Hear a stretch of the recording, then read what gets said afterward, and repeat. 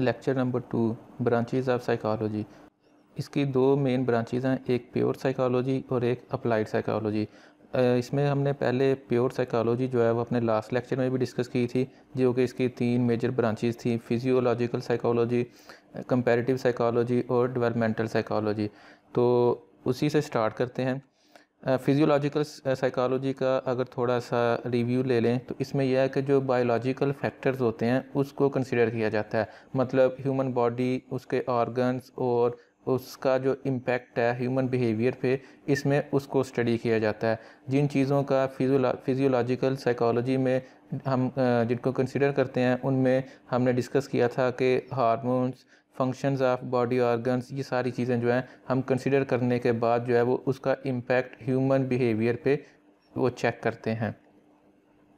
फिर एक case study हमने डिस्कस की थी कि किस तरह से स्मॉल इलनेस जो है वो आपको आपका बिहेवियर जो है वो डिफ़ाइन कर देती है। हमने देखा कि अगर किसी को किसी किस्म की, ये इस केस स्टडी में देखा कि एक प्रॉब्लम थी आई साइट वीक होने की, जिसकी वजह से वो पर्सन जो है वो बाकी दूसरे लोगों से थोड़ा सा उनको प्रॉपरली टाइम नहीं देता था या उनको अटेंशन प्रोवाइड नहीं कर सका, और जिसकी वजह से वो रूड या ईगोइस्ट जो है वो डिफ़ाइन हो गया कि उसका बिहेवियर जो है वो बड़ा ईगो वाला है, इस तरह से। फिर इसके बाद हमने ये देखा कि जो हैप्पीनेस है ये भी एक हार्मोन्स की चेंज की वजह से ही कंसीडर होती है। फिर इसके बाद नेक्स्ट जो थी वो कंपैरेटिव साइकोलॉजी। इस ब्रांच में हम दो सिचुएशन सिनेरियोज या आप कह लें कि स्पीशीज़ को आपस में कंपेयर करके तो फिर कोई हाइपोथेसिस, कोई रिजल्ट्स जो हैं वो डिफ़ाइन करते हैं। डेवलपमेंटल साइकोलॉजी, इसमें हम देखते हैं कि बाय लेवल्स ऑफ एजेस, मतलब एज के बढ़ने के साथ साथ जो है, यानी कि जो ह्यूमन डेवलपमेंट होती है उसके साथ साथ जो बिहेवियर पे इम्पैक्ट आता है या बिहेवियर में जो चेंजेस आती हैं उनको स्टडी किया जाता है। मतलब बचपन में जो नेचर है, बिहेवियर है वो और होगा, जो थोड़ा सा ग्रो करने के बाद एक चाइल्ड है उसकी जो थिंकिंग है, उसकी नेचर या उसका बिहेवियर वो भी चेंज हो जाता है। इसी तरह से ये तो मेन ब्रांचेस थी तीन प्योर साइकोलॉजी की। आज जो हम टॉपिक डिस्कस करेंगे that is branches of applied psychology. Applied psychology में सबसे पहले जो चीज़ हम डिस्कस करेंगे that is educational psychology. This branch of psychology is linked with education. ठीक है, ये जो ब्रांच है एजुकेशनल साइकोलॉजी, इसका जो लिंक है वो एजुकेशन की फील्ड से है। अब ये एजुकेशन में साइकोलॉजी किस तरह से यूज़ होती है, अब इसके मल्टीपल फैक्टर्स हैं। सबसे पहले आप इसको यूज़ करते हैं to improve educational standards in institutions. मतलब यहाँ पे हमारे इधर इस चीज़ का इतना ज़्यादा ट्रेंड नहीं है कि हम साइकोलॉजी को जो है वो अप्लाई करें या लर्निंग में या एजुकेशन की फील्ड में। अदरवाइज़ जो वेस्टर्न कंट्रीज़ हैं या डेवलप्ड कंट्रीज़ हैं वहाँ पे कोई भी सब्जेक्ट, कोई भी स्टूडेंट या टीचर, हर वो एलिमेंट जो एजुकेशन सिस्टम का हिस्सा है उसको साइकोलॉजिकल पॉइंट ऑफ व्यू से भी टेस्ट किया जाता है और गाइड किया जाता है। अब इसमें एक चीज़ ये हो गई, दूसरा क्या है जी, to make difficult subject easier. अब एजुकेशन में किस तरह से यूज़ होता है डिफ़िकल्ट सब्जेक्ट को ईजियर बनाने के लिए, मतलब समटाइम्स ऐसे होता है कि आप किसी चीज़ को याद रखना, कोई एब्रीविएशन है उसको याद रखना, कोई कीवर्ड्स हैं उनको याद रखना आपके लिए मुश्किल होता है, तो हम जो है वो उसके लिए एक कोई सेंटेंस बना लेते हैं। जैसे आप हम देखते हैं कि मैथ्स में कार्टीज़ियन जो ये ग्राफ होता है उसमें वो आल साइन, कॉज, साइन, टेन, इस तरह की जो ये इसके होते हैं डिफरेंट, आप कह लें कि कोऑर्डिनेट्स, उनकी लोगों ने एब्रीविएशन बनाई हुई है। ठीक है, तो इसी तरह से हम इसमें जब नेटवर्क्स का हमारा एक टॉपिक है जिसमें हमने ओएसआई मॉडल पढ़ना होता है, उसमें डिफरेंट लेयर्स हमने याद रखनी होती हैं। तो लेयर्स का मैं आपको एग्जांपल देने लगा हूँ कि किस तरह से हेल्पफुल होती है। अब उसकी लेयर्स होती हैं, 7 लेयर्स हैं, तो अक्सर उसकी ना आप कह लें सीक्वेंस वो भूल जाती है। तो सीक्वेंस को याद रखने के लिए हम जो है वो बच्चों को गाइड करते हैं कि आप याद रखें एक sentence, please do not take spicy pizza away.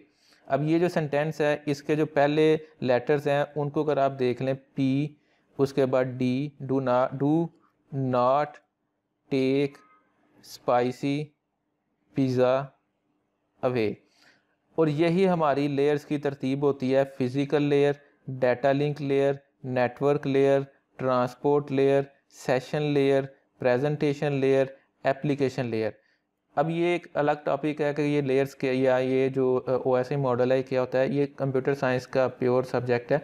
लेकिन जो चीज़ मैं आपको बताना चाह रहा हूँ कि किस तरह से आप मतलब देखें, आप चीज़ों को रिलेट करके एक दूसरे के साथ जो है वो उसको लॉन्गर टाइम के लिए रिमेंबर रखने के लिए जो है वो आप इसको यूज़ कर सकते हैं। उसके बाद कहाँ पे यूज़ हो सकता है, guiding students in selecting their course according to their aptitude and interest. ये बहुत एक मेजर फैक्टर है जिसकी हमारे यहाँ बहुत ज़्यादा कमी है। हम यहाँ पे इंग्लिश BS इंग्लिश क्यों कर रहे हैं, क्योंकि भाई ने कहा है, क्योंकि पापा कहते हैं, ठीक है। आप वकील क्यों बन रहे हैं, क्योंकि मेरे पापा भी वकील थे। डॉक्टर क्यों बनना है, क्योंकि मामा चाहती हैं डॉक्टर बनना। ये कोई नहीं देखता कि जो स्टूडेंट है या जो चाइल्ड है, जो जिसके अबाउट ये बात हो रही है, उसकी मेंटल कैपेबिलिटीज़ क्या हैं, उसका इंटरेस्ट क्या है, एप्टीट्यूड क्या है, वो क्या करना चाह रहा है। अब एक पर्सन ऐसा हो कि जिसका जो माइंड है वो आर्ट में ज़्यादा चल रहा हो, और आप उसे कहें जी डॉक्टर बने। अब वो जब डॉक्टर बनेगा तो वो फिर डॉक्टर उसी तरह का ही बनेगा कि जो ऑपरेट करते हुए टॉवल अंदर भूल जाते हैं, ठीक है। अब एक पर्सन ऐसा है कि जो बहुत अच्छा स्पीकर है, और आप उसे किसी ऐसी फील्ड में लगा दें जिसमें कि उसका बोलने वाला काम ही ना हो, तो अगर आप उसको, जब आप रॉन्ग फील्ड सेलेक्ट करते हैं, रॉन्ग फील्ड चूज़ कर लेते हैं, तो फिर जो आउटपुट्स आती हैं, जो रिजल्ट्स आते हैं, वो कुछ और तरह के ही निकलते हैं। यही वजह है कि हमारे यहाँ पे जैसे हमारे इधर ट्रेंड है कि कोई भी जो है वो किसी की बेटी है तो वो उसका होता है जी इसको ये डॉक्टर बनेगी, तो बेटा है वो इंजीनियर बनेगा। यही वजह है कि आपको डॉक्टर इंजीनियर्स इतने ज़्यादा मिल रहे हैं, लेकिन उनमें से सक्सेसफुल कम होते हैं। आप डेली लाइफ में अब देखें, आप स्टूडेंट हैं, आप पिछले 14-16 साल से जो है वो डिफरेंट फॉर्म ऑफ एजुकेशन जो है वो ले रहे हैं। अब आपको और कुछ नहीं तो लास्ट 5-6-7 ईयर्स का एक्सपीरियंस होगा, आपने बहुत से टीचर्स देखे होंगे। आपने देखा होगा कुछ टीचर्स हैं वो बड़े आउटस्टैंडिंग होते हैं, कुछ टीचर्स हैं कि जिनका आपको जो है समझने में थोड़ा सा मुश्किल लग रहा होता है। क्यों? अब वो जो पर्सन टीचिंग में आ गया है वो गलत जगह पे आ गया है। हो सकता है कि वो अगर टीचर बनने की बजाय वो अगर एक आर्टिस्ट बनता, हो सकता है वो बहुत अच्छा पेंटर हो सकता है कि वो पियानो बहुत अच्छी बजा हो सकता है वो सिंगर बहुत अच्छे हों। तो मतलब ये कि जब आप रॉन्ग अपना कैरियर चूज़ कर लेते हैं तो वो फिर सारा कुछ जो आउटपुट है वो कंटिन्यूसली रॉन्ग वे में चली जाती है। नेक्स्ट इसका पर्पस क्या है जी, क्वालिटी ऑफ एजुकेशन जो है उसको आप बिल्डअप कर सकते हैं। Make use of multiple intelligences, intelligence level जो है उसको भी इन्हांस करने के लिए इसको यूज़ किया जाता है। Everyone has got some unique qualities. अब ये जो हर बंदे में एक यूनिक क्वालिटी होती है, उसका ब्रेन जो है एक ख़ास किस्म के काम को ज़्यादा अच्छे तरीके से करने के लिए ट्रेंड होता है। लेकिन ये है कि वो जो उसका टैलेंट है या उसकी जो क्वालिटीज़ हैं वो हिडन ही रह जाती हैं, कोई उसको एक्सप्लोर ही नहीं करता। लेकिन ये जो एजुकेशनल साइकोलॉजिस्ट होते हैं वो अपना नॉलेज, अपनी प्रैक्टिस को, एक्सपीरियंस को यूज़ करते हुए स्टूडेंट्स की उन क्वालिटीज़ को जो है वो ग्रूम करते हैं, ठीक है। अब देखें कुछ स्टूडेंट्स ऐसे हैं कि जो बहुत अच्छे स्पीकर हैं, उनकी प्रेजेंटेशन बहुत अच्छी है, तो वो अपना आगे से कैरियर उस तरह का रखें कि उनको अगर उनकी पावर अच्छी है बोलने की तो वो पब्लिक डीलिंग में चले जाएं। कुछ लोग ऐसे होते हैं कि वो बहुत अच्छी रीजनिंग करते हैं, मतलब अगर किसी के साथ बहस हो रही है, डिबेट हो रही है, तो बड़े लॉजिकली रिस्पॉन्स देते हैं। तो अगर कोई ऐसा स्टूडेंट है तो ही और she should be a lawyer, ठीक है। वो अगर इतना वो प्रेजेंट माइंड है तो ये चीज़ जो है, ये एजुकेशनल साइकोलॉजिस्ट जो है ये इस चीज़ को जो है वो आपकी जो ग्रूमिंग है वो करते हैं, या आपके अंदर जो क्वालिटीज़ होती हैं उनको इन्हांस करने में या उनको फाइंड आउट करने में हेल्प आउट करते हैं। अच्छा, इसके ऊपर डिस्कशन है, वो कहता है in junior classes school teachers use to make songs of different poems and even alphabets of ABCD so that the student can remember these alphabets with reference to music. अब वो कहता है कि जैसे छोटी क्लासेस में टीचर्स ने poem याद करवानी हो तो वो उसको एक बड़े रिदम में गा के जो है वो उनको याद करवाते हैं, या इवन ABC जो है वो याद करवानी हो तो वो भी ऐसे जैसे उसको एक ना म्यूज़िक या सॉन्ग में कन्वर्ट करके। उससे क्या होता है कि बच्चे का, अब एक जो जूनियर क्लासेस में स्टूडेंट कोई बच्चा गया है तो उसको अभी इतनी सेंस नहीं है, उसे तो ये भी नहीं पता कि मैं स्कूल में क्यों हूँ, लेकिन वो स्कूल में होता है। और जब स्कूल में उसे एक बड़े अच्छे रिदम में म्यूज़िक में जो है वो ABC सुनाई जाती है तो वो ABC की तरफ जो है वो अटेंटिव होके उसको सुनता है और उसको समझना शुरू कर देता है, और यही बेस बनती है उसके इस ABC को याद करने की। नंबर 2 है इंडस्ट्रियल साइकोलॉजी। इंडस्ट्रियल साइकोलॉजी जो है इसमें इसका पर्पस जैसे एजुकेशनल साइकोलॉजी का पर्पस था कि आप अपनी जो आउटपुट है उसको बेहतर बनाएं, एजुकेशनल आउटपुट को। इंडस्ट्रियल साइकोलॉजी का पर्पस है कि आप इंडस्ट्री को उससे मैक्सिमम आउटपुट गेट करें, इंडस्ट्री से मैक्सिमम आउटपुट गेट करने के लिए। This is relatively newer branch of psychology. ये न्यू अभी लेटेस्ट इसको जो है आप समझ लें कि इस पे काम करना स्टार्ट हुए हैं या इस पे वर्किंग हो रही है। और इसका अगर आप देखा जाए कि बेसिक पर्पस क्या है तो इसके बड़े बेनिफिट्स हैं। ये लाजमी नहीं कि इंडस्ट्री से मुराद कि जहाँ पे कोई मैन्युफैक्चरिंग हो रही है, किसी भी कोऑपरेट लेवल पे, चाहे वो कोई कॉलेज है, कोई बैंक है, कोई ऑफिस है, कोई मल्टीनेशनल कंपनी है, कोई भी ऑर्गेनाइजेशन है, आजकल उनका सबसे ज़्यादा फोकस ये होता है कि अपने एम्प्लॉयज़ की मेंटल हेल्थ, उनका कॉन्फिडेंस, उनकी मोटिवेशन, उसको हमेशा बूस्ट किया जाए। और ये जो जितने ट्रेनिंग सेशंस होते हैं ये कॉर्पोरेट लेवल पे जितनी ऑर्गेनाइजेशंस होती हैं उनमें जो ट्रेनर्स होते हैं वो मोस्टली मोटिवेशनल स्पीकर्स या आप कह लें कि साइकोलॉजिस्ट होते हैं जो कि उनको गाइड करते हैं। उनके अगर किसी जगह पे कोई इश्यूज़ हैं उनको उनसे बात करते हैं, उनके इश्यूज़ सुनते हैं और बाद में उनको एड्रेस किया जाता है, उनको सॉल्यूशंस प्रोवाइड करते हैं। तो बेसिक पर्पस इंडस्ट्रियल साइकोलॉजी का क्या है जी? सबसे पहले providing good working environment in industries. अब जो ये साइकोलॉजिस्ट होते हैं ये इस चीज़ को चेक करते हैं कि ये जो एनवायरनमेंट है क्या ये वर्किंग एनवायरनमेंट है कि नहीं है। अब इसका बिजनेसेस में भी बड़ा फ़ायदा है। आपने एक चीज़ ऑब्ज़र्व की होगी कि जब भी आप किसी रेस्टोरेंट में जाते हैं, बाहर डिनर वगैरह के लिए हम जब जाएं तो उनका जहाँ पे डिनर वगैरह के लिए हम जाते हैं वहाँ पे लाइटिंग जो है ना वो बड़ी मध्यम होती है, बड़ी डिम सी। वो क्यों है?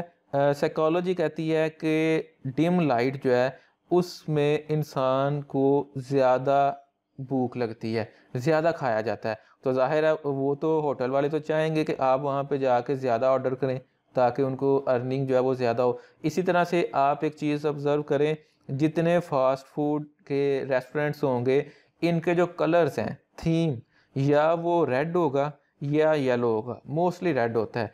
रेड जो है इसको भी साइकोलॉजिकल पॉइंट ऑफ व्यू से अगर देखा जाए तो रेड जो है इसको ये भी आपकी जो भूख है उसका अग्रेशन जो है वो बढ़ाता है। और जब आपका अग्रेशन बढ़ता है, आपने देखा होगा किसी रेस्टोरेंट में चले जाएं, डस्का में इतने ज़्यादा रेस्टोरेंट्स हैं, किसी जगह पे चले जाएं सारे रेड होंगे, उनकी वॉल्स रेड हैं, टेबल्स रेड हैं। उससे क्या होता है वो रेड जो है ना वो आप में भूख का जो लेवल है उसकी फीलिंग बढ़ाता है। फिर आपको चाहे भूख कम है या जितनी भी है हम हमेशा फिर ऑर्डर ज़्यादा कर देते हैं। वो अलग बात है कि फिर हम एंड पे कहते हैं कि जी ये पैक कर दें। मोस्टली ऐसे होता है कि हम जब भी खाना खाने जाते हैं आधा पैक करवा के ले आते हैं। क्यों? वहाँ पे बैठे हुए हमें हर चीज़ अच्छी भी लगना शुरू हो जाती है, भूख भी लगना शुरू हो जाती है। और वो क्यों है? क्योंकि उन्होंने एनवायरनमेंट ऐसा बनाया होता है और ये बड़ा फ़र्क पड़ता है। फिर इंडस्ट्री में helping management to run smoothly, management को गाइड करना, मैनेजमेंट की साइकी या उसकी मोटिवेशन को इम्प्रूव करना ताकि वो ऑर्गेनाइजेशन को अच्छे तरीके से चला सकें। Removing communication barrier between management and employees, management और एम्प्लॉयज़ के दरमियान जो कम्युनिकेशन बैरियर है उसको ख़त्म करना। मतलब अगर कोई एम्प्लॉय है वो शाय है किसी अपने सीनियर से बात करने के लिए, तो उसको कॉन्फिडेंस देना ताकि उसको कोई मसला है या कोई भी बात है वो उससे खुल के कर सके। और इसी तरह से कोई मैनेजमेंट में कोई बंदा है, वो सम टाइम होता है मैनेजमेंट में कुछ लोग होते हैं वो बड़े गुस्से वाले होते हैं, बड़ी जल्दी अनॉयड हो जाते हैं, तो ऐसे लोगों को कूल डाउन रहने के मेथड्स बताए जाते हैं ताकि दोनों एंड्स पे जो है वो डिफरेंसेस जो है वो ख़त्म हो, और जितना वो करीब होंगे उतनी टीम स्ट्रॉन्ग होगी, और जितना टीम वर्क अच्छा होता है हमेशा आउटपुट जो है वो फिर ज़्यादा आती है। आगे कुछ और फैक्टर्स जो है वो मेंशन्ड हैं। Developing good interpersonal relationship between the employees, different employees जो होते हैं उनके दरमियान अच्छा जो है वो रिलेशन कायम करना। मोटिवेटिंग एम्प्लॉयज़, ये बात अभी हो चुकी है। जब आपका एम्प्लॉय जो है वो मोटिवेटेड हो तो डेफिनेटली आउटपुट जो है वो आपकी इंक्रीज़ होगी। Helps in recruitment and selection of employees, ये भी एक बड़ा आजकल अहम और कॉमन हो गया है कि जब भी कहीं पे कोई इंटरव्यूज़ वगैरह होते हैं तो वहाँ पे जो पैनल बैठा होता है जो कि आपकी टेक्निकल या एकेडमिक्स को चेक कर रहा होता है, वहाँ पे साइकेट्रिस्ट भी बैठे होते हैं जो कि आपकी पर्सनैलिटी को जज करते हैं, और वो भी अपनी जो है वो आप कह लें कि रिकमेंडेशन देते हैं कि क्या ये बंदा जो है हमारी कंपनी के लिए ओके रहेगा नहीं रहेगा, मतलब इसका जो एटीट्यूड है माइंड सेट है वो ऐसा है कि ये यहाँ पे टिक के काम कर सकता है कि नहीं कर सकता। ये चीज़ें जो है वो रिक्रूटमेंट के टाइम पे जो है वो हेल्प आउट करती हैं।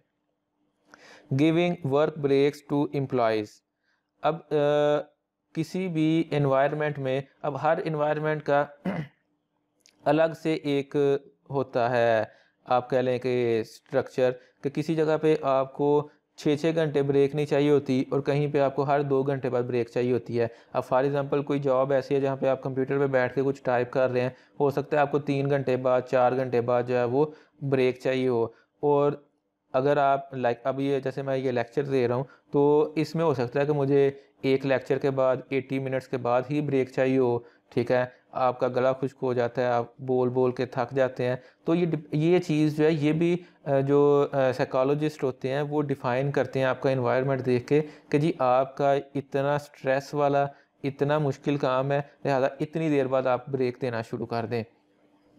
अब जैसे ये यहाँ पे मेंशन है, there should be a 15 to 30 minutes break after every 3 hours of continuous work. अब हमारे यहाँ पे ये ट्रेंड है कि जो टोटल हमारा जॉब का मतलब दौरानिया होता है किसी भी जगह पे, वो होता है 9 to 5, ठीक है। 9 to 5 का मतलब है कि ये 8 आवर्स बनते हैं, और उसमें अमूमन ये होता है कि आप पहले जो है वो 3 साढ़े 3 आवर्स जो है वो काम करते हैं, ठीक है। उसके बाद फिर जो है वो आप अक्सर ऐसे होता है, बल्कि मोस्टली तो ये होता है कि 5 घंटे काम होता है, उसके बाद 1 घंटा ब्रेक, उसके बाद फिर अगले जो आपने 2 घंटे पूरे करने होते हैं, यानी कि 8 घंटे इस तरह से पूरे होते हैं, दरमियान में ब्रेक आती है और वो किसी रैंडम जगह पे आती है। लेकिन जो साइकोलॉजी कहती है कि हर 3 घंटे बाद जो है वो कम से कम आधे घंटे की ब्रेक दें। ये जो बड़ी ऑर्गेनाइजेशंस होती हैं वो इस चीज़ को जो है उन्होंने स्ट्रक्चर को चेंज किया है।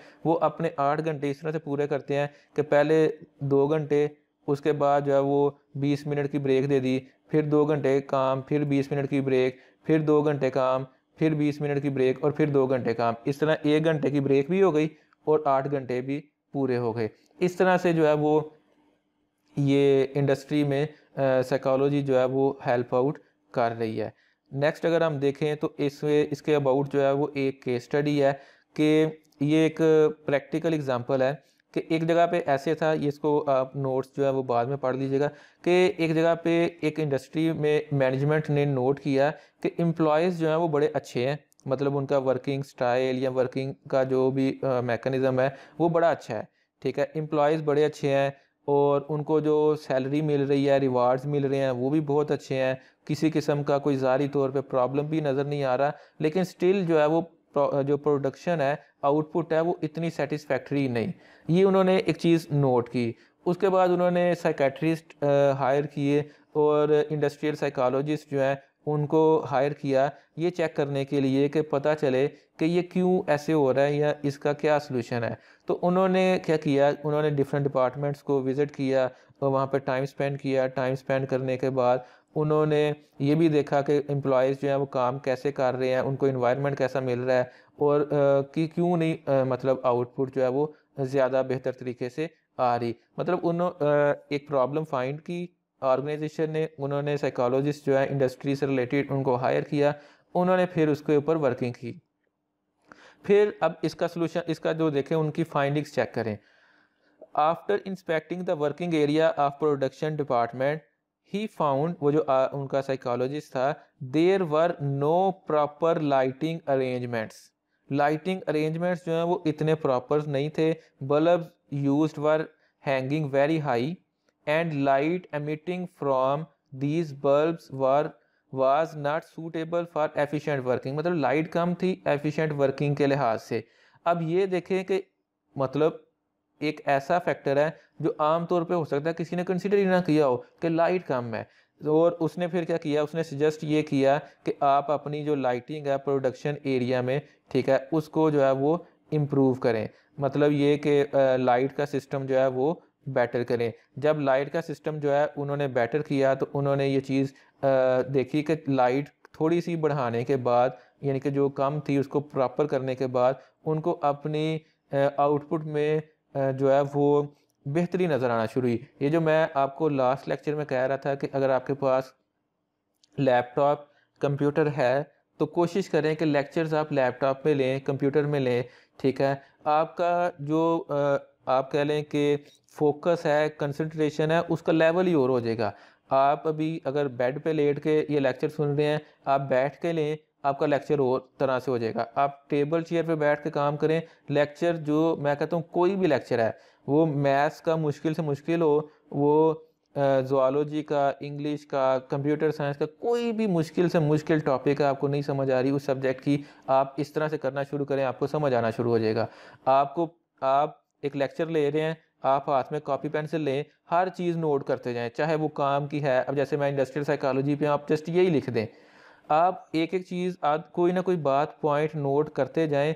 आप लेक्चर के एंड पे देखेंगे आपको लेक्चर सारा समझ आ रहा होगा और आपको याद हुआ होगा, बजाय बगैर उसको याद किए हुए, उस पर टाइम स्पेंड किए हुए।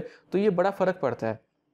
आपने रूम की लाइट्स ऑफ की होती हैं, बेड पे लेटे होते हैं, लाइट प्रॉपर होती ही नहीं, हैंड फ्री लगे हुए हैं, जूम पे लेक्चर हो रहा होता है तो जूम को मिनिमाइज कर देते हैं और साथ और एप्लीकेशंस आप लोग यूज़ कर रहे होते हैं। तो उससे क्या होता है, आपकी कोई अटेंशन ही नहीं होती। एट दी एंड जो है वो या तो आप ये कहते हैं जी कि ये सब्जेक्ट बड़ा मुश्किल है, या आप कहते हैं जी टीचर नहीं सही, या वट एवर कोई भी एक्सक्यूज़ आप बना लेते हैं। हालांकि जो इशू है वो आपके अपने ऊपर है। और अगर देखें इस जिस आपकी जो प्रैक्टिस रही है पिछले 2-3 सेमेस्टर, इस तरह से पढ़ते हुए अगर आपने समझ लें कि 70% स्कोर लिए हैं, तो आप, जैसे मैंने आपको कहा कि अपनी रूटीन चेंज करें, आप फील करें कि आपका जो ये आउटपुट है ये 80% 90% चला जाएगा। अब देखिए मैं आपको लेक्चर दे रहा हूँ, मैं आपको बैठ के लाइट्स वगैरह ऑन करके प्रॉपर जो है वो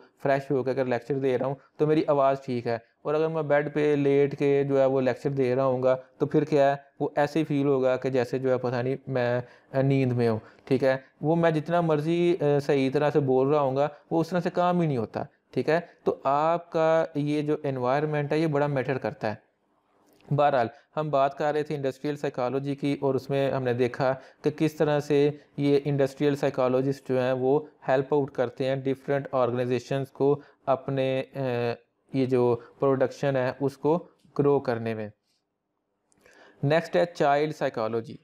चाइल्ड साइकोलॉजी, ये इस पे अगर देखें तो इसका मेन पर्पस क्या है, किन चीज़ों के ऊपर इसने फोकस करना होता है। पहली चीज़, how to bring up a child, ठीक है, बच्चों की परवरिश कैसे करनी है, जो कि हमारे यहाँ तो कॉन्सेप्ट ही कोई नहीं।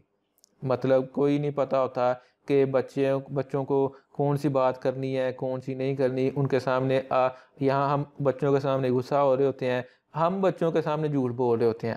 आपने देखा होगा एक चीज़ को कि अक्सर ऐसे होता है कि एक बच्चा जो है उसको डाइवर्ट करने के लिए उसकी अटेंशन हम कहते हैं इधर आओ वो देखो वो क्या है, और वो वहाँ पे जाता है तो वहाँ पे कुछ नहीं होता। तो मतलब क्या, इस एक बात के साथ हमने बच्चे को झूठ बोलना, बच्चे को धोखा देना हमने सिखाया है कि हम एक बच्चे को एक जगह से उठा के दूसरी जगह लेके जाने के लिए हमने बहाना लगाया कि आओ वो देखो वहाँ पे क्या है, वहाँ पे कार्टून लगे हुए हैं, वहाँ पे गाड़ी है, वहाँ पे टॉयज़ हैं, आओ गेम खेलें, या वहाँ पे जाएंगे मैं आपको मोबाइल दूंगा। तो ये जो हम बहाने लगाते हैं ये किसने सिखाए? ये हमने सिखाए। तो ये जो चीज़ है चाइल्ड साइकोलॉजी, ये हमें इस तरह के इश्यूज़ जो है, इस तरह की बातों के कौन से काम करने हैं कौन से काम नहीं करने, इसके ऊपर जो है वो फोकस करवाती है। नेक्स्ट इसका जो है जी dealing with mental health and importance physical health, इस पे फोकस करती है। Study of children development before birth to age of 12 year, मतलब बर्थ से पहले उसमें क्या जो है वो डेवलपमेंट्स हुई, और आफ्टर बर्थ जो है 12 साल तक उसमें जो ग्रूमिंग हो रही है वो सारी चीज़ें जो है वो इसमें चेक की जाती हैं। Monitoring the impact of malfunctioning of any body part, malfunctioning होता है कि कोई बॉडी पार्ट प्रॉपरली काम ना करे। जैसे कुछ लोग जो है वो बाय बर्थ जो है वो डिसेबल्ड होते हैं, ठीक है, किसी का कोई मतलब हाथ पाँव ऐसे कोई चीज़ काम नहीं कर रही होती, तो उसका क्या इम्पैक्ट पड़ रहा है उसकी साइकोलॉजिकल स्टेट के ऊपर। इस तरह की चीज़ें जो हैं वो इसमें कंसिडर की जाती हैं। पेरेंट्स को गाइड किया जाता है कि वो किस किस तरह से अपने बच्चे को बेहतर तरीके से ट्रीट करें, कौन सी बात उसके सामने करनी है कौन सी नहीं करनी, किस तरह का इन्वायरमेंट देना है, ठीक है। आप देखें ना, आप अगर सारा दिन घर में मोबाइल यूज़ करेंगे तो जो छोटा बच्चा होगा वो भी मोबाइल ही पकड़ेगा। लेकिन अगर आप बच्चों के सामने बुक रीडिंग स्टार्ट करें तो वो भी खेलने के लिए फिर बुक ही मांगेगा। तो ये इस तरह की चीज़ें जो है वो इसमें इन्वॉल्व होती हैं चाइल्ड साइकोलॉजी में। इसके अलावा अब कुछ ऐसी चीज़ें जैसे वो लिखा हुआ है, parents must love and cuddle there babies because physical touch of parents develops a feeling of security and protection. मतलब ये कि आप बच्चों को अगर कोई बात कर रहे हैं, अब जैसे साइकोलॉजी ही कहती है कि अगर आप बच्चे से बात कर रहे हैं तो मतलब आप उससे कुछ पूछ रहे हैं, लाइक वो स्कूल से आया और आप अब उससे पूछ रहे हैं, पहली बात तो ये कि हमारे यहाँ तो पूछते नहीं कि स्कूल कैसा रहा, ठीक है। सबसे पहले यही होता है कि जी वो कपड़े उतारो जी गंदे कर दी, और ये वो सारी बातें, कोई नहीं पूछता स्कूल कैसा रहा। आपके दोस्त आए और आपने जब उससे बात करनी है आप उसका हाथ पकड़ें, उसे हाथ पकड़ के पूछें कि आज टीचर ने क्या पढ़ाया। वो जो चीज़ उसके माइंड में थी लेकिन उसे नहीं पता कि टीचर ने क्या पढ़ाया, वो सारी वो रिकॉल करेगा कि जी ये हुआ ये हुआ ये हुआ, और इसी दौरान उसको वो जो लेसन उसने वहाँ पे लर्न किया है वो रिवाइज़ हो गया। और रिवाइज़ होने के बाद जब वो इवनिंग में बैठ के उसको दोबारा से प्रिपेयर करेगा, याद करने की कोशिश करेगा, वो चीज़ उसको लर्न हो जाएगी, ठीक है ना। ये चीज़ है, पेरेंट्स शुड टच किस हग देयर चिल्ड्रन, ठीक है। बच्चों से जो है वो फिजिकल जो है वो आपका अट्रैक्शन जो कांटेक्ट है वो भी होना चाहिए।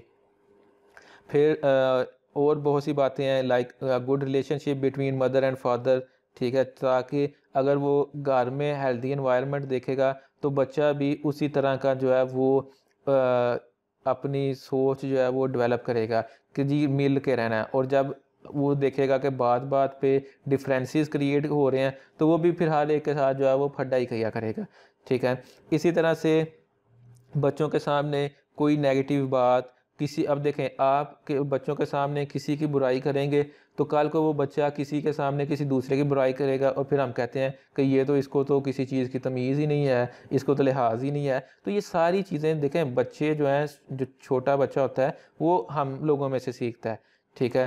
तो हम जैसा बिहेव करेंगे जो बच्चे होते हैं, चिल्ड्रन हैं, वो उसके अकॉर्डिंग ही फिर बिहेव करेंगे। अब ये एक एग्जांपल यहाँ पे कोट की गई है, वो देखें, parents should ask his opinion while he is doing breakfast. अब ये देखें, ये एक बहुत आप कह लें कि ऐसा फैक्टर है जिसको इग्नोर किया जाता है या इस इतनी वेटेज नहीं हम देते, लेकिन इसका बड़ा इम्पैक्ट होता है कि आप बच्चे से पूछें कि वो क्या चाहता है। मसलन खाने का टाइम है, आप उससे पूछें क्या खाना है, चाहे मर्जी आपने अपनी करनी है, उससे पूछे क्या खाना है। आप कोई चीज़ परचेज कर रहे हैं, उससे पूछें कि कौन सा लेना है, या आपको शूज़ कौन से पसंद है, आपने पेन लेना है, कौन सा लेना है, आपको आपको ये आप उसे सिंपल एक रेज़र बाय करके दे रहे हैं, तो आप उससे कहें कि कौन सा लेना है। उससे क्या होगा, उसके अंदर डिसीजन लेने की जो आप कह लें कि एक पावर है वो बिल्ड होगी। उसे पता होगा कि मुझसे पूछा जा रहा है, अब मैं सोचना है मैं क्या करूं। अक्सर ऐसे होता है कि अब देखें आप इतने मतलब एक वेल एजुकेटेड होके, ठीक है, और एक अच्छे टीन एज से भी मोस्टली लोग जो हैं वो आगे निकल चुके हैं, तो इस एज में भी आके आपको किसी चीज़ के बारे में डिसीजन लेने के लिए कहा जाए तो हम लोग जो है वो परेशान हो जाते हैं। इवन आपसे कहा जाए ना कि मोबाइल कौन सा लेना है, तो हम लोग 50 दफ़ा सोचते हैं, और सोचने के बाद जो डिसीजन लेते हैं उसके ऊपर भी हम बार बार जो है ना यही सोच रहे होते हैं, पता नहीं क्या होगा। ऐसे नहीं होना चाहिए। जब आप बच्चे को बार बार उसको अथॉरिटी देते हैं ना कि लो जी सिलेक्ट करो, अब उसका क्या फ़ायदा होगा। पहली चीज़ ये, वो सीखेगा डिसीजन लेना। नंबर 2, पॉसिबिलिटी है उसका डिसीजन गलत हो, पॉसिबिलिटी है वो एक चीज़ परचेज करे, वो बाद में देखे ये तो सही नहीं निकली, तो उसे क्या फ़ील होगा, उसे ये भी पता होगा कि मैं उसकी प्रैक्टिस में आएगा कि मेरा डिसीजन गलत भी हो सकता है।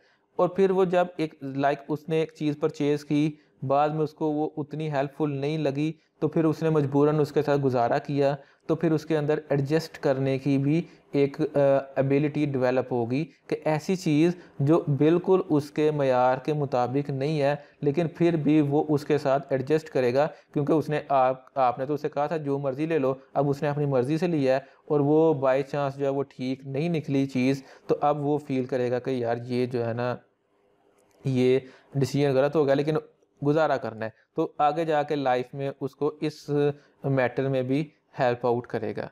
तो नेक्स्ट अब हमारे पास जो ब्रांच है number 4, that is social psychology.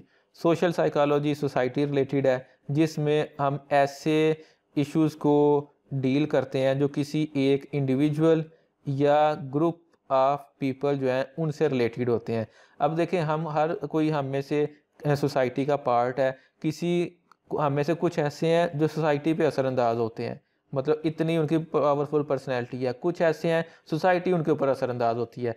लेकिन एक चीज़ देखें, हम लोग किसी ना किसी लिहाज से सब लोग सोसाइटी के ऊपर असरअंदाज होते हैं, और हम जितने मर्जी पावरफुल हो जाए, सोसाइटी भी अपना असर रखती है हमारे ऊपर। तो सोशल साइकोलॉजी जो है ये क्या चेक करती है, ये चेक करती है society effects on one's behaviour, किसी भी पर्सन के ऊपर सोसाइटी का जो इफ़ेक्ट है। फिर how we perceive other people, ठीक। अब ये देखें ना, अब हम क्या करते हैं, हम जो अंदाजे लगाते हैं लोगों के बारे में, परसेप्शन लेते हैं, ठीक है। मोस्टली हमने हर काम में नेगेटिविटी ढूंढनी होती है, क्यों, हमारी सोसाइटी ऐसी है। तो जो सोशल साइकोलॉजी है सोसाइटी का इफ़ेक्ट चेक करती है, हम किस तरह से चीज़ों को परसीव करते हैं वो चेक करती है। How these perception affect our behaviour and interpersonal influences. अब ये जो सोशल साइकोलॉजी है, एक तो ये चेक करती है कि हम चीज़ों को परसीव कैसे करते हैं, परसीव का मतलब उनसे आउटपुट या अंदाज़ा कैसे लगाते हैं, और फिर ये परसेप्शन हमारे ऊपर कैसे असरअंदाज होती है। इसके अलावा इंटरपर्सनल इन्फ्लुएंसेस, इंटरपर्सनल का मतलब होता है एक बंदे का दूसरे बंदे के ऊपर असरअंदाज होना, वो इसमें चेक किया जाता है। Opinion change about a person, a thing और एन आइडिया, किसी भी चीज़ के बारे में जो परसेप्शन चेंज करना, ये ब्रैकेट में लिखा हुआ है मॉब मेंटालिटी। मॉब मेंटालिटी होता है एक हजूम की शक्ल में। अब जैसे आजकल कोरोना वायरस वाला सिस्टम चल रहा है जो, तो इसमें हमारा पूरी सोसाइटी का ये है कि हम पिछले साल तो यही कहते रहे हैं कि कोई नहीं है, कोई नहीं है, कोरोना है ही नहीं, ये सारे फजूल हैं, इन्होंने गवर्नमेंट ने ये करना है, अपने टैक्स बचाने हैं, कर्जे लेने हैं, वट एवर जो भी करना है इसके लिए, अदरवाइज है ही कुछ नहीं, ठीक है। तो ये क्या है, ये मॉब मेंटेलिटी है कि एक बंदे ने बात की, दूसरे बंदे ने समझा कि यार ये बंदा वैसे तो अच्छी बात करता है, तो इसने कहा तो सही है, वो दूसरे तीसरे चौथे पांचवें वो करते करते करते करते इतनी बात फैली कि वो जो एक अफवाह थी वो हकीकत बन गई लोगों की नज़र में। तो ये चीज़ें भी इसमें चेक होती हैं। कंज्यूमर एटीट्यूड, कंज्यूमर एटीट्यूड का मतलब है कि किसी भी एरिया में कोई बिजनेस है, कोई भी प्रोडक्ट है, उसका जो कंज्यूमर है जो उसको यूज़ कर रहा है उसका नेचर, उसका बिहेवियर। अब जैसे आप देखें कि मैं इसकी एग्जांपल इस तरह से लेता हूँ कि जाए नमाज है एक फॉर एग्जांपल। अब जाए नमाज की के बारे में कंज्यूमर एटीट्यूड जो है, लोगों का एटीट्यूड जो है वो पाकिस्तान में और होगा, अमेरिका में और होगा, ठीक है। हमारे लिए ये एक बड़ी ऐसी पाक चीज़ जगह है, इसके ऊपर हम इसको बड़ा नीट एंड क्लीन रखेंगे, लेकिन उनके नज़दीक ये पीस ऑफ आप कह लें एक मैट है, ठीक है, कालीन का एक टुकड़ा है, वो उसको इस तरह से लेंगे। तो ये चीज़ें जो है वो सोसाइटी इन चीज़ों पे असरअंदाज होती है। और सोशल साइकोलॉजी में बेसिक बॉटम लाइन ये है कि किसी का बिहेवियर जो है वो हम सोसाइटी के अकॉर्डिंग जो है वो चेक करते हैं। केस स्टडीज़ में आ जाए। There is a group of friends, they are spending some time with each other, they ask a friend to sing a song for us। उसे कहते हैं जी कि हमारे लिए गाना गाओ। अब वो जो पर्सन ए, उसका नाम उन्होंने रखा हुआ है, वो ज़रा शर्मीला टाइप है, ही refuses to sing, ठीक है। वो मतलब उसने गाने से ना वो कहता है कि नहीं जी मैं मुझे नहीं आता, ये वो जैसे हम बहाने करते हैं। Another friend B is also a shy guy, एक जो बी है वो भी थोड़ा शर्मीली नेचर का है। But all friend says yes our friend B is a great singer, मतलब जैसे उसको उसकी तारीफ़ करते हैं। हमारे यहाँ इस काम के लिए तारीफ़ नहीं करते बल्कि हम पंप करवाते हैं, बूस्ट करवाते हैं, ताकि बाद में उसको जो मजाक उड़ाया जा सके। लेकिन वो कहता है कि जब उसके दोस्त उसको बैकअप करते हैं, बूस्ट करते हैं कि यार तू तो बड़ा अच्छा सिंगर है, तेरी आवाज़ अच्छी है, ये वो, तो तू तो गाएगा ही गाएगा हमारे लिए। अब इससे क्या हुआ कि एक्सपेक्टेशंस बढ़ गई। जब एक्सपेक्टेशंस बढ़ जाती हैं, ठीक है, तो क्या होता है कि वो बंदा जो है ना वो गाना शुरू कर देता है। अब गाना शुरू करता है इस चीज़ से कतई नज़र कि उसकी आवाज़ अच्छी है या नहीं, हो सकता है कि वो बैड वॉइस में ही गाना शुरू कर दे, लेकिन ये है कि सारे उसे कहते हैं कि गाओ गाओ, या तू तो बड़ा अच्छा है, तू हमारे लिए नहीं गाएगा। जैसे हम अक्सर इवन इमोशनल भी कर देते हैं कि अच्छा मेरी बर्थडे पे भी नहीं गाना गाना, तो वो फिर जो जिसकी चाहे आवाज़ नहीं भी ठीक होती वो भी फिर बेचारा जो है वो फिर गाना शुरू कर देता है। तो इसमें यह है कि सोसाइटी, एनवायरनमेंट, आपके सराउंडिंग में जो लोग हैं उनका आपके ऊपर बड़ा असर होता है।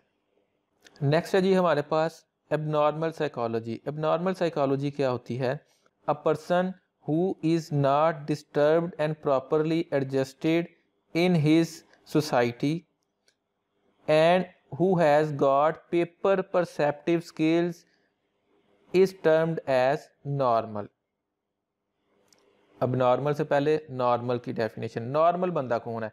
नॉर्मल बंदा वो है कि जो, अब देखें, कोई भी काम या कोई भी, जैसे कोई बंदा है हमारे, हम कहते हैं कि वो नॉर्मल है। नॉर्मल का मतलब क्या है कि वो हमारी सोसाइटी में सही चल रहा है, हमारे मुताबिक चल रहा है, तो हम कहते हैं ये नॉर्मल है। अब फॉर एग्जांपल कॉलेज में, यूनिवर्सिटी में कोई स्टूडेंट जो है वो आप कह लें कि बगैर तैयारी के, ठीक है, पेपर देने आ जाए, उसे पता ही ना हो कि आज एग्ज़ाम है और वो लेक्चर के माइंड से आई हो, तो हम कहते हैं यार ये पागल है, इसे समझ नहीं आ रही। अब वो जब हम उसे कहते हैं पागल है या एबनॉर्मल है, वो क्यों? क्योंकि जो एनवायरनमेंट था उसमें वो फिट नहीं आ रही। तो नॉर्मल पर्सन वो है कि जो जिस एनवायरनमेंट में वो रह रहा है उसमें एक तो वो डिस्टर्ब ना हो, ठीक है, प्रॉपरली एडजस्ट हुआ हुआ हो, ठीक है, और उसने पेपर पर्सपेक्टिव स्किल्स। अब ये पेपर पर्सपेक्टिव स्किल्स क्या है कि जैसे एक नॉर्मल इंसान की कुछ क्वालिटीज़ होती हैं, ठीक है ना। मतलब मैं आपसे पूछूं नॉर्मल इंसान की क्वालिटीज़ क्या है, आप कहेंगे कि जी वो बोलता है सही है, वो चलता फिरता, जो भी मतलब हम कह सकते हैं, ये पेपर परसेप्टिव स्किल्स होती हैं। तो वो मतलब क्या है कि जिसमें ये क्वालिटीज़ हों जो कि यहाँ पे हाईलाइटेड हैं, वो एक नॉर्मल पर्सन होता है। लेकिन जो पर्सन किसी ख़ास एनवायरनमेंट में प्रॉपरली एडजस्ट ना हो, डिस्टर्ब्ड हो, तो उस एनवायरनमेंट, उस सोसाइटी या उन लोगों के लिहाज से वो पर्सन जो है वो एबनॉर्मल हो जाएगा। A criterion of normality was given by Sigmund Freud, ये एक साइंटिस्ट थे, साइकोलॉजिस्ट थे। इसने एक एनालिसिस किया और उसने एनालिसिस करने के बाद जो है वो आप कह लें कि नॉर्मेलिटी या एबनॉर्मेलिटी जो है इसका कॉन्सेप्ट दिया। और उसने जो सबसे मेन उसकी जो लाइन थी वो ये थी, any person who deviates from this normality criterion termed as abnormal. अब ये क्राइटेरिया क्या था, उसने साइको एनालिसिस जो है उसका आइडिया दिया और उसने कहा कि जो कॉन्शियस अनकॉन्शियस माइंड है इसको भी रीड किया जाए और उसके अकॉर्डिंग अगर कोई बंदा इस पे पूरा नहीं उतरता तो वो एबनॉर्मल है। जैसे ये देखें ना, ये कंडीशन यहाँ पे बताई गई है। अब इसके ऊपर कोई पर्सन पूरा नहीं उतरता, मतलब वो डिस्टर्ब भी है या प्रॉपरली एडजस्ट नहीं हो रहा, तो वो उस सोसाइटी के लिहाज से फिर एबनॉर्मल कंसीडर होगा। ये भी हम इसकी आगे केस स्टडीज़ और एग्जांपल्स देखते हैं, वहाँ पे आपको ये ज़्यादा बेटर वे में जो है वो बात क्लियर होगी। अब कहता है for instance drinking wine is normal in western society while it is considered abnormal in our society. मतलब क्या है कि सिचुएशन के लिहाज से चेंज हो गया।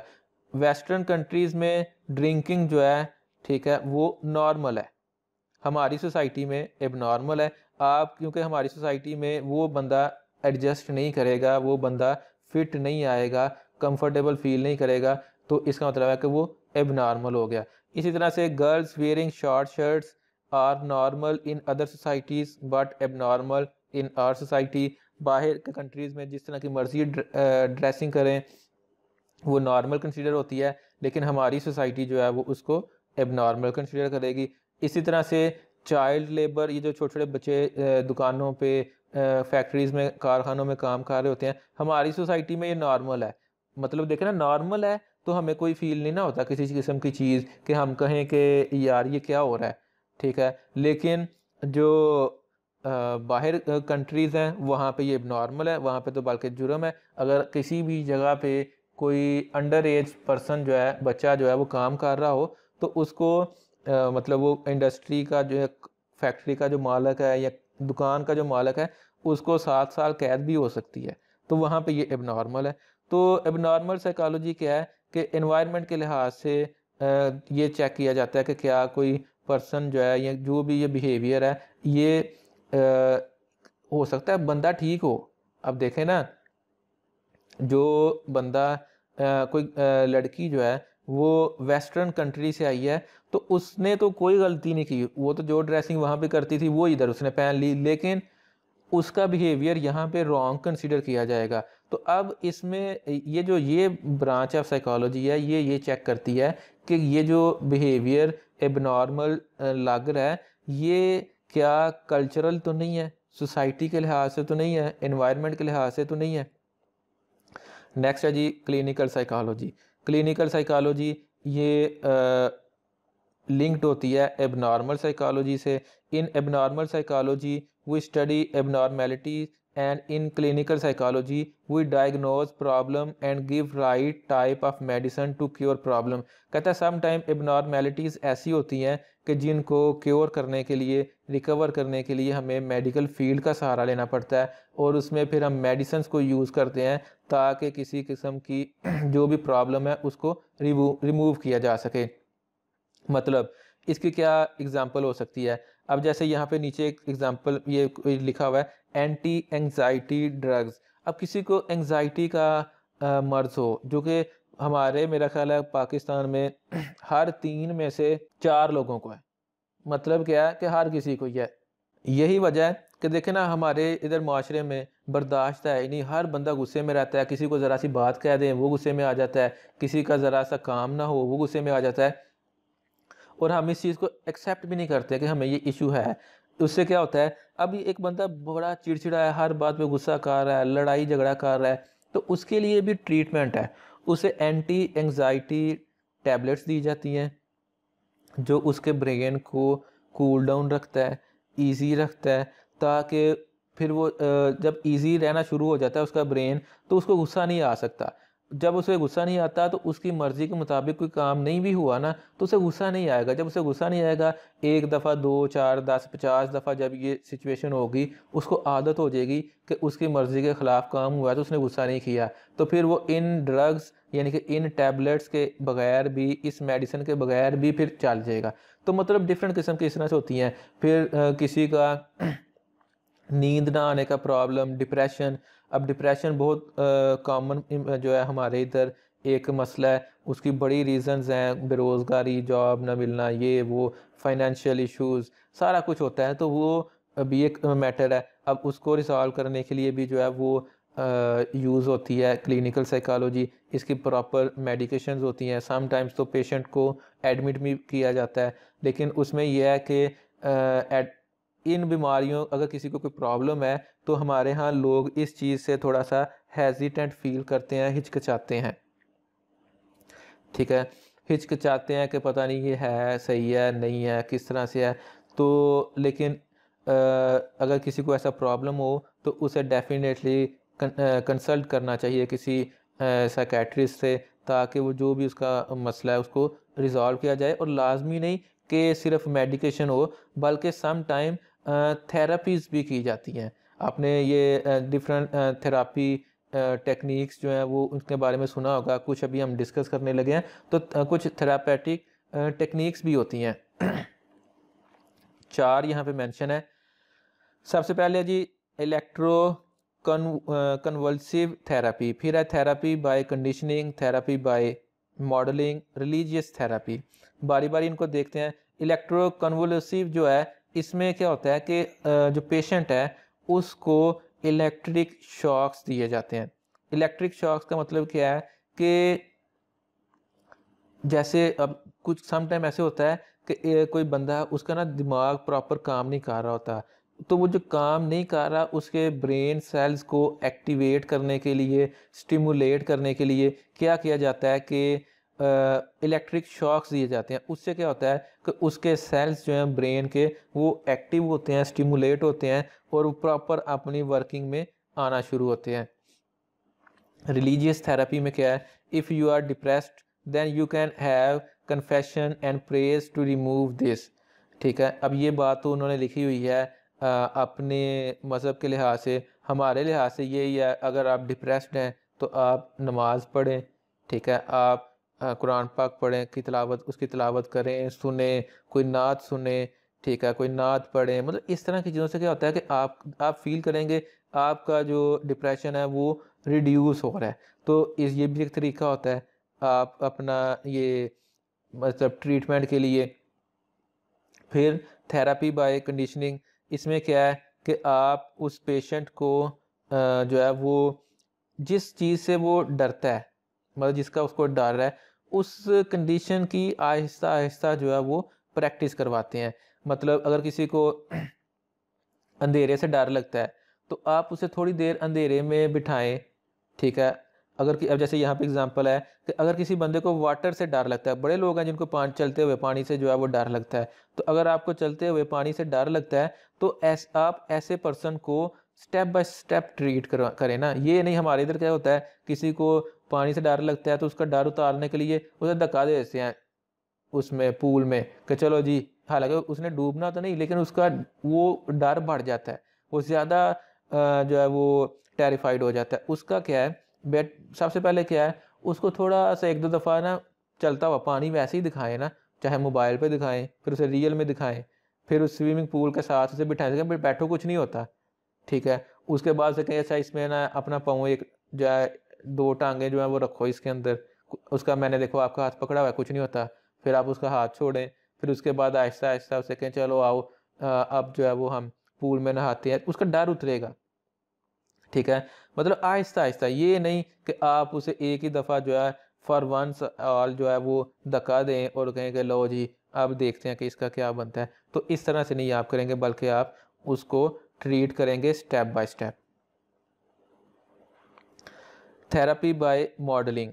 मॉडलिंग क्या है कि जो चीज़ आप देखें यहाँ पे है कि एक चीज़ का किसी को डर है तो आप उसे खुद करके बताएं। अब खुद करके बताने का मतलब क्या है कि अगर किसी को डर लगता है, फॉर एग्ज़ाम्पल यहाँ पे अंधेरे से, ये यहाँ पे मेंशन है। तो अगर किसी बच्चे को डर लगता है अंधेरे से, तो आप क्या करें, आप उसके सामने उसे कहें देखो आप इधर बाहर खड़े हो, मैं अंदर से होके आता हूँ, आप अंदर से होकर चेक करके घूम के आए, देखें जी मैं होके आया, कुछ भी नहीं हुआ, कुछ भी नहीं हुआ मुझे। वो क्या होगा, ये कोई लाजमी नहीं कि किसी बच्चे को, कोई बड़े के साथ भी होता है कि देखें कुछ भी नहीं होता, एक चीज़ जो है उसको, मतलब मॉडलिंग का मतलब ये है कि जो उसको करने में, समझने में, अंडरस्टैंड करने में या एक्सेप्ट करने में मुश्किल हो रही है, वो आप उसको करके दिखाएं ताकि उसे फील हो कि ये सारी चीज़ें जो है इनका कोई मतलब लॉस नहीं है। तो ये हमारी टाइप्स थी, ब्रांचेस थी साइकोलॉजी की जो हमने डिस्कस की, और यहाँ पे आज का हमारा जो टॉपिक है वो कवर होता है। नेक्स्ट वीक हमारी क्लास होगी, उसमें फिर हम इसकी फर्दर जो साइकोलॉजी की डिफरेंट फील्ड्स हैं उसके अबाउट जो है वो उसको हम डिस्कस करेंगे।